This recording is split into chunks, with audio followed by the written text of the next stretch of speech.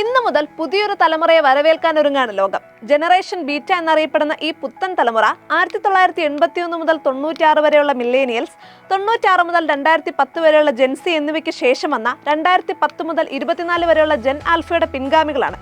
2025 മുതൽ 2039 വരെ ജനിക്കുന്ന കുട്ടികളെ ഉൾക്കൊള്ളുന്ന ജനറേഷൻ ബീറ്റ 2035ഓടെ ലോക ജനസംഖ്യയുടെ 16% വരുമെന്ന് സാമൂഹിക ഗവേഷകനായ മാർക്ക് മക്രണ്ടിൽ പറയുന്നു. ഈ പുതിയ ജനറേഷനിലെ പലർക്കും 22ാം നൂറ്റാണ്ടിന്റെ തുടക്കം കാണാൻ സാധിക്കും. അതായത് ആ നൂറ്റാണ്ടിനെ രൂപപ്പെടുത്താൻ പോലും സാധിക്കുന്നവരാണ് 2025 മുതൽ ജനിക്കാനിരിക്കുന്നത്. ആർട്ടിഫിഷ്യൽ ഇന്റലിജൻസ്, വെർച്വൽ റിയാലിറ്റി തുടങ്ങിയ സാങ്കേതിക വിദ്യകളുമായി അടുത്ത ബന്ധം പുലർത്തുന്ന തലമുറയായിരിക്കും ജെൻ ബീറ്റ കുട്ടികൾ. AI, virtual reality, internet of things തുടങ്ങിയ നൂതന സാങ്കേതിക വിദ്യകൾ ആക്സസ് ചെയ്യാനും അവയിൽ പ്രാവീണ്യം നേടാനും ജനറേഷൻ ബീറ്റയ്ക്ക് കൂടുതൽ അവസരങ്ങളുണ്ട്. ഐപാഡ് ബേബികൾ എന്ന് വിളിക്കപ്പെടുന്ന ജെൻസി, ആൽഫ തലമുറകൾക്ക് ഗെയിമിംഗ് തീർത്തും സാധാരണ അനുഭവമായിരുന്നു. വരാനിരിക്കുന്ന ജെൻ ബീറ്റ ജനിച്ചു വീഴാൻ പോകുന്നത് തന്നെ ടെക്നോളജിയിലേക്കാണ്. വീഡിയോ ഗെയിമുകളുടെ ലോകത്തെത്തുന്നതോടെ ബീറ്റ തലമുറ മില്ലേനിയലുകളേക്കാൾ ഒറ്റപ്പെടൽ അനുഭവിച്ചേക്കാം.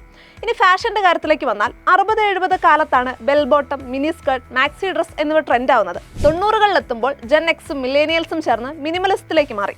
ജെൻസി മോഡേൺ ഫാഷനും മൈക്രോ ഫാഷൻ ട്രെൻഡുകൾക്കും തുടക്കമിട്ടു. ജെൻഡർ, പ്രായം തുടങ്ങിയ പരിമിതികളൊന്നുമില്ലാതെ കംഫർട്ടബിളിന് പ്രാധാന്യം കൊടുക്കുന്ന ഫാഷനായിരിക്കും ആൽഫയുടേത്.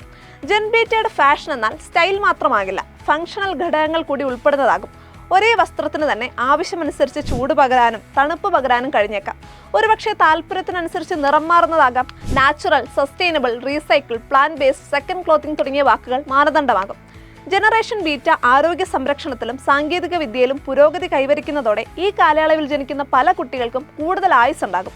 സാമൂഹിക നീതി, പരിസ്ഥിതി സംരക്ഷണം തുടങ്ങിയ മേഖലകളിൽ വലിയ മാറ്റങ്ങൾക്ക് ഇവർ നേതൃത്വം നൽകുമെന്നാണ് പഠനങ്ങൾ പറയുന്നത്. കാലാവസ്ഥാ വ്യതിയാനം, ആഗോള ജനസംഖ്യാ വ്യതിയാനം, ദ്രുതഗതിയിലുള്ള നഗരവൽക്കരണം എന്നീ പ്രശ്നങ്ങൾ കാര്യമായി തന്നെ ജനറേഷൻ ബീറ്റ ജീവിതത്തിൽ നേരിടേണ്ടി വരും. അതോടൊപ്പം 21ാം നൂറ്റാണ്ടിലെ പാരിസ്ഥിതിക ആശങ്കകൾക്ക് പരിഹാരം കണ്ടെത്താനുള്ള ചുമതലയും ജനറേഷൻ ബീറ്റയുടേതാണ്. മനുഷ്യ ചരിത്രത്തിലെ പുതിയ തലമുറയെ സൂചിപ്പിക്കാൻ ഗ്രീക്ക് അക്ഷരമാലയിൽ നിന്ന് പേരുകൾ എടുക്കാറാണ് പതിവ്. ജനറേഷൻ ആൽഫയ്ക്ക് ശേഷം ജനറേഷൻ ബീറ്റയിലേക്ക് കടക്കുകയാണ് ലോകം.